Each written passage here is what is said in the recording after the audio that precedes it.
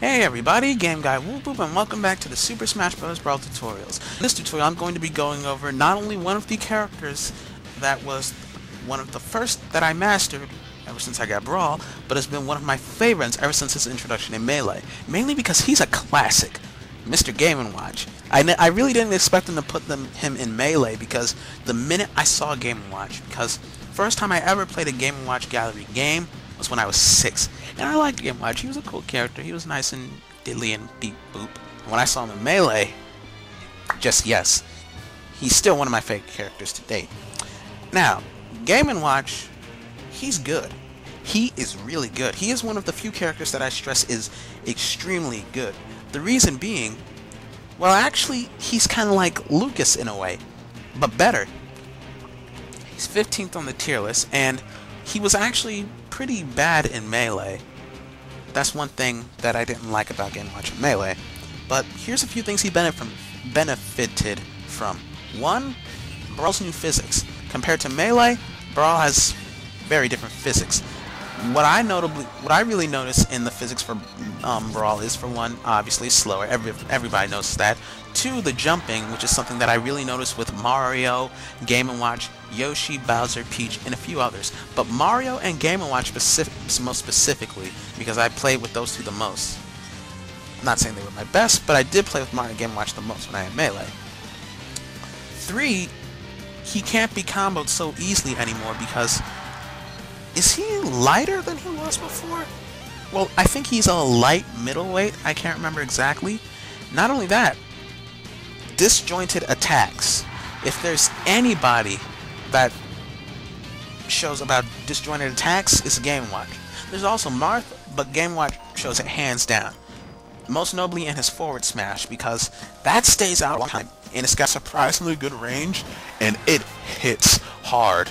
I mean, all of his smash attacks hit hard, but he's just got really powerful smash attacks.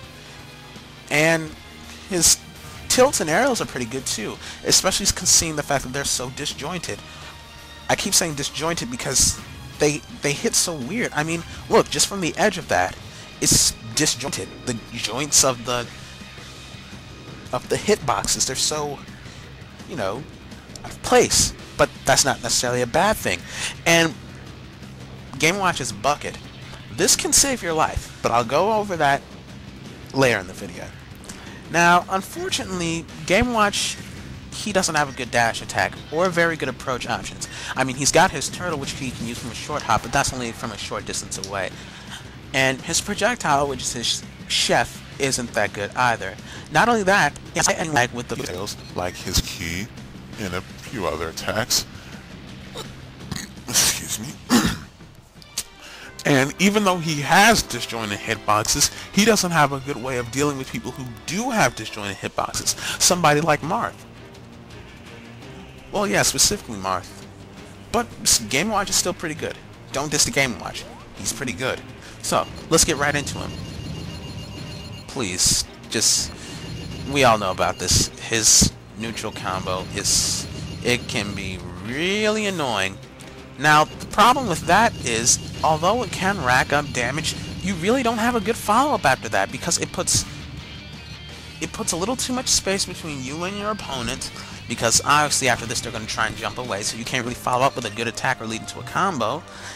And yeah, that's pretty much it. Excuse me. His tilts, he hits you with a chair. See, that's one thing I love about Game & Watch. He just pulls objects out of hammer space. It's awesome. His down tilt, which I've started using more recently because it's pretty good, it comes out fairly quickly and it can knock your opponents a good deal away.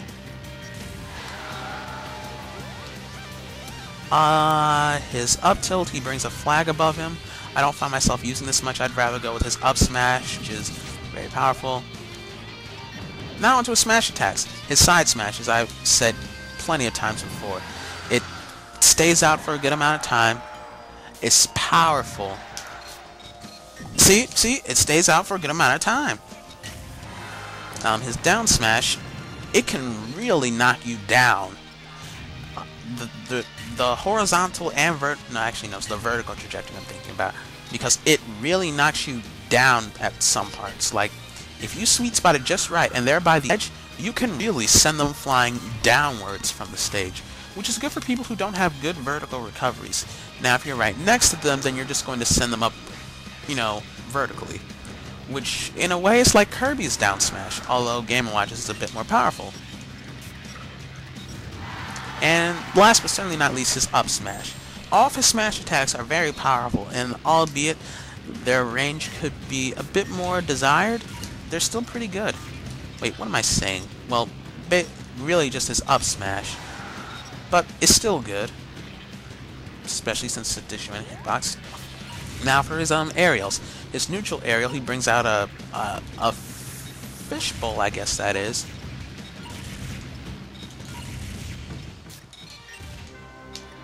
His forward aerial, he hits you with a box. Oh, Game & Watch. And it's actually pretty powerful for something that looks somewhat weak. Now, if you don't sweet spot it, it is going to be kind of weak. But, hey, it's still good.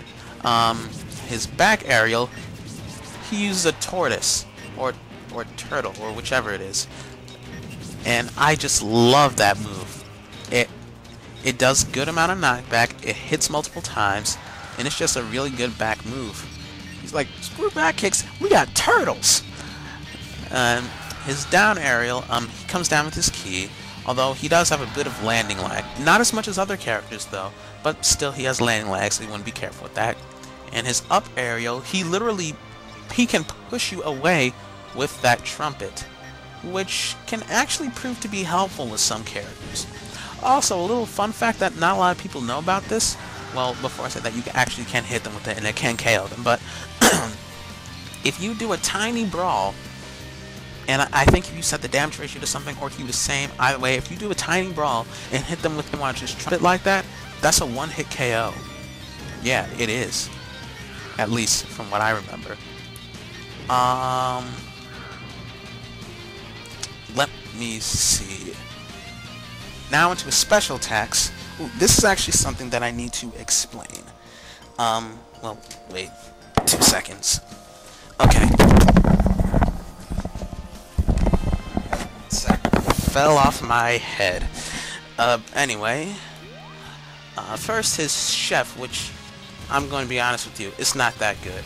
I guess it could somewhat stop people in their tracks, but for the most part, it's not a good attack. I really wish they could have given Game & Watch a better projectile than this, because the trajectory of the sausages and stuff are just random, and yeah, it barely does any damage or knockback. It's pretty much useless.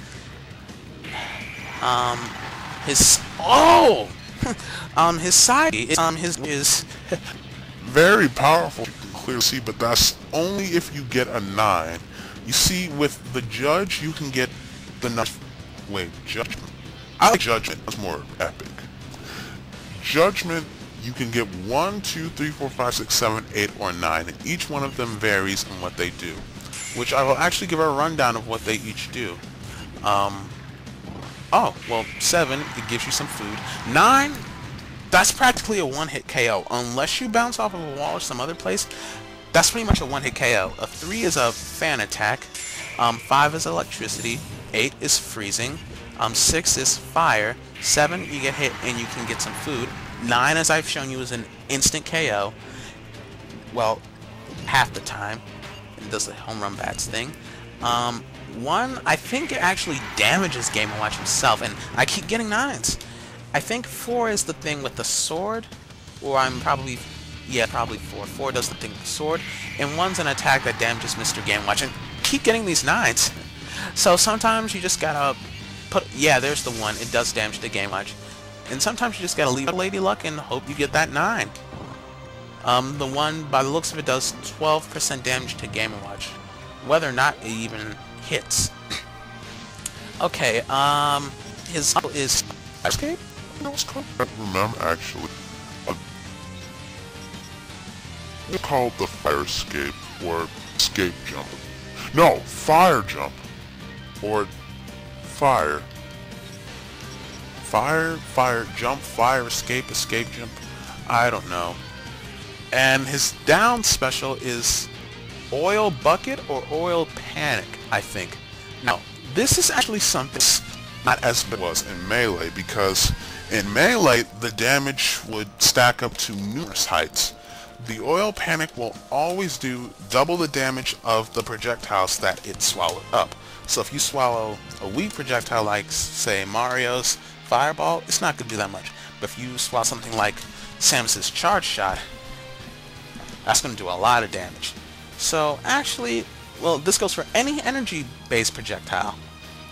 And it actually keeps his charges across stocks. Like, if Game & Watch gets KO, he still has his, oil.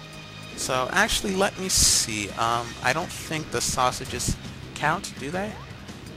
No, they don't. Okay, then. Let's see. I'm trying to look for something that Game & Watch can swallow.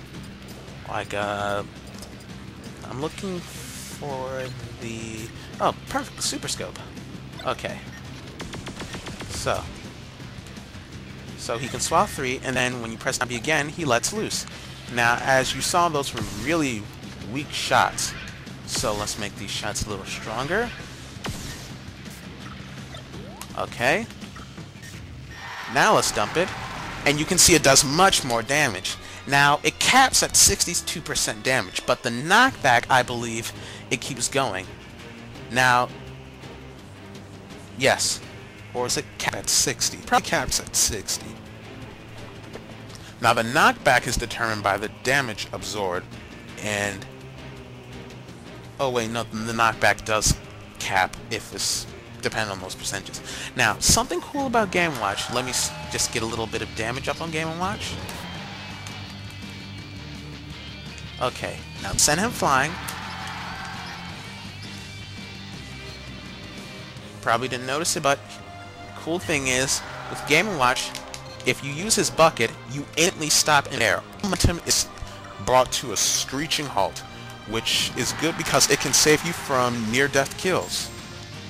So like if you're on a big stage or if you're flying pretty far and about to hit the screen, his bucket is your best bet because that cancels all momentum at everything. You just instantly stop in mid-air, which can really help Game & Watch, especially in larger stages where it's spread out over a lot of stints. So yeah. And I think that about covers... Oh wait, no, I forgot about this. Well, all of this actually exact same animation. And... Oh wait, it's still on. Okay, so all of his throws have the same animation, they're just thrown in a different direction, yeah. But the Game & Watch, he's very good, very powerful for a medium weight, like how Lucas is, only Game & Watch is clearly better because he's superior in every way since he's a G-man, that's complete awesomeness. But yeah, Game & Watch, he's powerful. He can actually even rack up combos too, which is not something you would see in somebody with so much power. And that side smash, I still can't get over how powerful it is. So yeah, that's Game & Watch. Next time, I'll do Snake. So, see